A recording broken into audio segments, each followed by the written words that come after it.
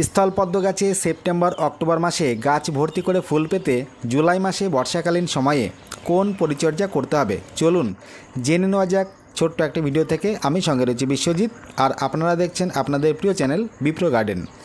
এই রকম টিপস প্রতিনিয়ত পেতে চ্যানেলটিকে সাবস্ক্রাইব করে সঙ্গে থাকবেন। প্রথমেই জেনে নেওয়া যাক যে স্থলপদ্ম গাছে কখন ব্রাশ দিয়ে ঘষতে হয়। গ্রীষ্মকালীন সময়ে আবার কখনও এই বর্ষাকালীন সময়ে গাছের কাণ্ডগুলোতে প্রচুর পরিমাণে সাদামাছির আক্রমণ নজরে পড়ে, যা কোনো কীটনাশক স্প্রে করে কোনোভাবেই দমন করা সম্ভব হয়ে ওঠে না। আর এরা গাছের কাণ্ড থেকে রস শোষণ করার ফলে গাছ ধীরে ধীরে দুর্বল হতে হতে একটা সময় পরে গিয়ে গাছের ডালগুলি শুকিয়ে মৃত্যুর দিকে ঢলে পড়ে।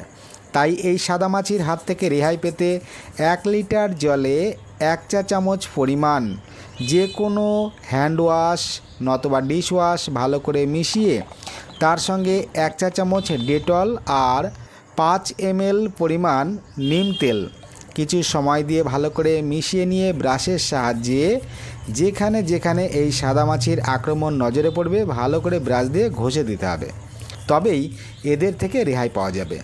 দ্বিতীয়ত, টবের মাটিতে বসানো গাছ থেকে অধিক পরিমাণে ফুল পেতে গেলে এই বর্ষাকালীন সময়ে গাছকে প্রুনিং করতে হবে। ডাল কাটিং করলে অনেক সময় সেই সমস্ত ডাল থেকে নতুন ব্রাঞ্চ আসে না, এমনকি ডাল শুকিয়ে মারা যায়। তাই জাস্ট প্রতিটি ডালের একদম টপ পোর্শন থেকে আগাগুলিকে ভেঙে দিতে হবে।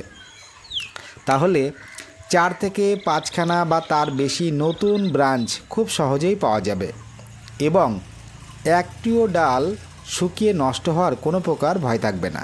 তবে আগাগুলি ভেঙে দেওয়ার পর যেখানে ভেঙে দেওয়া হচ্ছে সেখানে সাব ফাঙ্গিসাইড খেয়াল করে লাগিয়ে দিতে হবে। তৃতীয়ত, ভালো মানের গাছ পেতে গেলে জল নিষ্কাশন ব্যবস্থা সঠিক মাত্রায় ঘটছে কিনা তা কিন্তু খেয়াল রাখতে হবে। রোগাক্রান্ত পাতা শুকনো ডাল নজরে পড়লে তা কাটিং করে পরিষ্কার করে দিতে হবে। কোথাও কোনো শুকনো ডাল নজরে পড়লে চেষ্টা করতে হবে কাঁচা অংশ সহ কাটিং করবার। তবে ডাল কাটিং করবার সময় বা তার আগে কাটার যন্ত্রটিকে অবশ্যই অ্যালকোহল বা ডেটল বা অন্য কোনো কিছু দ্বারা শোধন করে নিতে হবে।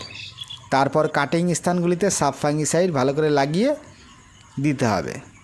চতুর্থত, গাছে নতুন করে প্রচুর পরিমাণে ব্রাঞ্চ পেতে এবং গাছকে হেলদি রাখতে ও শাখা প্রশাখার বৃদ্ধি ত্বরান্বিত করতে পিজিআর হিসাবে মিরাকুলান পার লিটার জলে 1 ml পরিমাণ মিশিয়ে জাস্ট 1 থেকে 2 বার 10 দিনের ব্যবধান রেখে পাতায় স্প্রে করে দিতে হবে।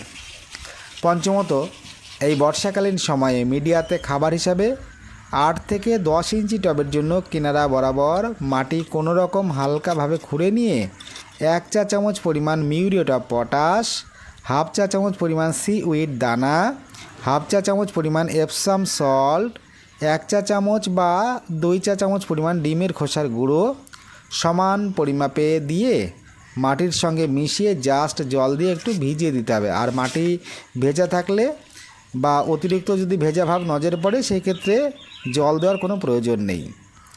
সবার শেষে বলি, ফাঙ্গাসের হাত থেকে গাছকে রেহাই দিতে এই বর্ষাকালীন সময়ে মাসে 2 থেকে 3 দিন যে কোনো একটি কন্ট্যাক্ট ফাঙ্গিসাইড 1 লিটার জলে 2 গ্রাম মিশিয়ে পাতায় স্প্রে করে রাখতে হবে। তার পাশাপাশি নতুন পাতায় যাতে কোনো কীটপতঙ্গ আক্রমণ না করে তার জন্য যে কোনো একটি কীটনাশক 1 লিটার জলে 1 ml পরিমাণ মিশিয়ে মাসে 2 থেকে 3 দিন প্রয়োজন বুঝে স্প্রে করে রাখতে হবে। তাহলেই আপনাদের টবের মাটিতে বসানো স্থলপদ্ম গাছ থেকে সেপ্টেম্বর অক্টোবর মাসে গাছ ভর্তি করে প্রচুর পরিমাণে ফুল পাবেন।